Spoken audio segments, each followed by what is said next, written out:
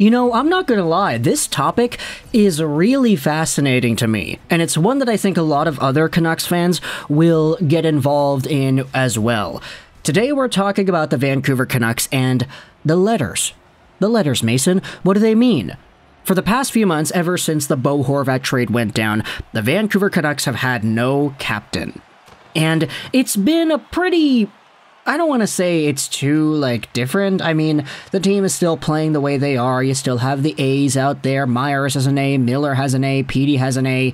And overall, I don't really think that a lot of fans are in a position to say that the team needs a captain right away. Especially since the team is not really all too great right now. Sure, they could probably make a push to doing something next year, but who really knows? And whether or not there is a C on the jersey next year, I don't really know if that's going to change anything too significantly. You still have the A's going out there talking to the referees whenever things happen, etc., etc. The captain in Vancouver has more so just been a slow burn type of process. And the reason I say it like that is because the Canucks haven't really had too many captains over the past few years. You have, of course, Bo Horvat, recent guy, and then the guy before that was Henrik Sedin. Henrik Sedin was the captain for a little while, and then you had Roberto Luongo, and then Naslund, and, you know, there are a few other guys in there, but pretty much, the Vancouver Canucks captaincy has been a title that has not rotated around much. And as we had seen since the Sedins retired, the Canucks are not afraid to go a few years without a captain. This makes the conversation for who's going to be next all the more interesting. Because when it comes to deciding the captaincy for a hockey team, a lot of people would just refer to the most talented player out there on the ice. Okay, Ovechkin's the captain, McDavid's the captain, Crosby's the captain, and you have a few other examples of that. This is why, when Bo Horvat was traded away, there were a few people saying, hey, we know that the next captain is probably going to be ELIAS PETTERSSON, right? Petey is the #1 center. He is on pace for 100 points. He's Swedish, which makes things cool because you had Nazi, of course, Henrik Sedin, and then maybe Pettersson. But what I wanted to talk about today was a comment made by Rick Dhaliwal on the Sekeres and Price show. He said this, and the video is on Twitter, so I will leave a link in the description if you want to go ahead and watch it. I had someone put this bug in my ear. Quinn Hughes has captain material, and it was a pretty significant person who told me. Don't be surprised if Quinn Hughes was going to be the next captain. And this is where things get very interesting. Because when you talk to some of the Canucks in the media, you ask them questions about Quinn Hughes, everyone talks about how good he is. Everybody talks about his offensive poise, the points, the playmaking, etc. But what I've really noticed out of these Canucks interviews the past few months has been that comment about Quinn Hughes and his leadership. How he's really stepped up and been a lot more comfortable being a guy to kind of dictate the play and just be a leader. And it's gotten to a point where, even recently, you saw the comments that Quinn Hughes made on LGBTQ+ acceptance, you saw everything that he had talked about in the media regarding his own play, how the Canucks play, and his points and everything. When it comes to both on and off-ice topics, you've been seeing more and more of Quinn Hughes stepping up, saying what needs to be said, and doing so in a professional manner. Now, I don't want to go out there and talk about any of these hockey players like I know them personally. I don't. I'm just a fan like you. I watch the interviews on TV and that's about it.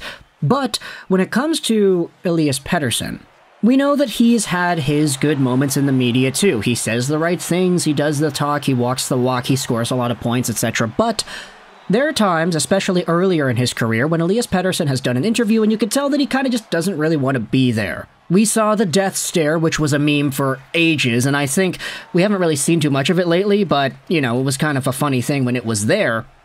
And overall, if I had to try to compare Quinn Hughes and ELIAS PETTERSSON's interviews side by side, I'd say that Quinn has a little bit more swagger and a little bit more belief in what it is that he says every time he talks to the media and the microphones. Not to disrespect Petey or anything, but that's just kind of how I see it when I'm a fan watching these guys get interviewed. It looks like Quinn is a little bit more comfortable doing the things a captain is supposed to be able to do. Represent the team in the face of the media, also talk to the referees. We saw him do a lot of that in the past few games, and with all the stuff of teammates saying that he has improved his leadership, when Rick Dhaliwal says that somebody planted a bug that Quinn Hughes could become the next captain for this team, I kind of believe it.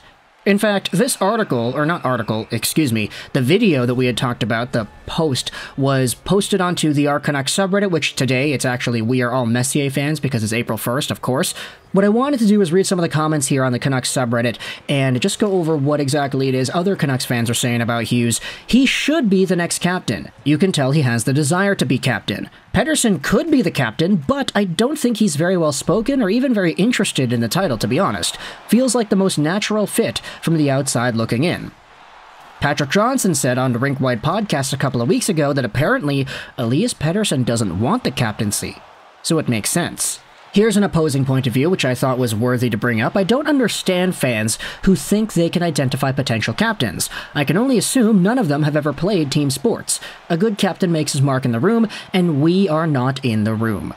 Final comment I wanted to read here. Paperweight Coaster said, Pettersson has given no indication that he wants it. In fact, he seems apprehensive about even being asked about it. I think Pettersson just wants to focus on his game and lead by his play.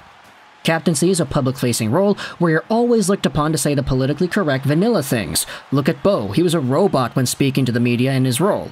Petey doesn't seem interested in that, and that's perfectly fine. Heck, if Schenn was still here, I'd be considering him.